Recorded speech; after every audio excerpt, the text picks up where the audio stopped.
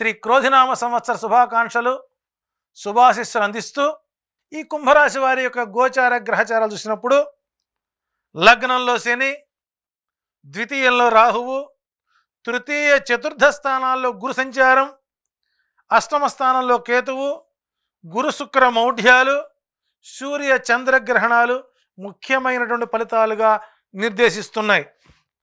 తదనుగుణంగా ఆదాయం 14, వ్యయం 14, రాజ్యపూజ్యం 6, అవమానం 1గా గోచరిస్తున్నాయి.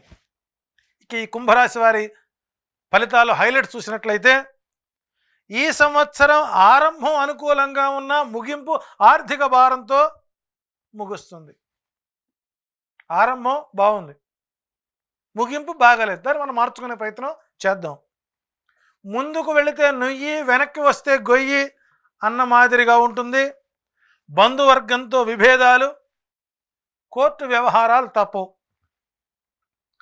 కుటుంబంలో కలహాలు పరిష్కరించుకోలేని పక్షంలో భార్యాభర్తలు విడిపోయే అవకాశాలు ఎక్కువగా ఉన్నాయి. మానసిక ఆందోళన ఎక్కువ అవుతుంది. తగు జాగ్రత్తలు తీసుకోండి. విద్యార్థులకు కష్ట సమయం. కుటుంబ చిక్కుల వలన ఆ కుటుంబంలో జరిగేటువంటి సంఘటనలు వారిపై ప్రభావం పడే అవకాశం ఉంది. తద్వారా వారి విద్యకు ఆటంకం కలిగేటువంటి అవకాశాలు ఎక్కువ ఉన్నాయి. ఉద్యోగస్తులకు బలవంతపు ట్రాన్స్ఫర్లు జరుగుతాయి. కొంతకాలం సెలవు పెట్టుకోవాల్సిన పరిస్థితులు వస్తాయి.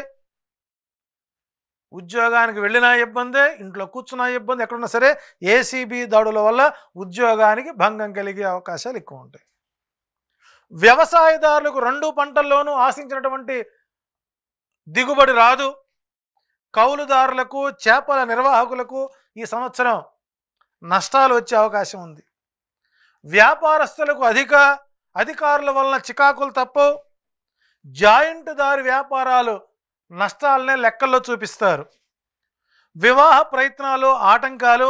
ఈ సంవత్సరం వివాహాలు వాయిదా వేసుకోవడం మంచిది.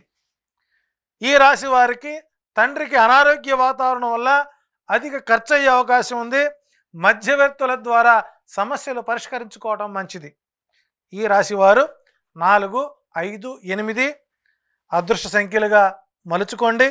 మంగళ, బుధవారాలు, ఆదివారాలు అదృష్టవారాలుగా ఉంటున్నాయి. ఈ రాశివారు సంవత్సరం అంతా కాలభైరవాష్టకం, దత్తాత్రేయ స్తోత్ర పారాయణ చేసుకోవడం ద్వారా కొన్ని తీవ్రమైనటువంటి ప్రమాదాల నుంచి బయటపడే అవకాశాలు ఉన్నాయి. సో ఓవరాల్గా కుంభరాశి వారికి ఈ సంవత్సరం 50-50గా ఉంది కాబట్టి తగు జాగ్రత్తలు తీసుకోండి. మరొకసారి కుంభరాశి వారికి శ్రీ క్రోధినామ సంవత్సర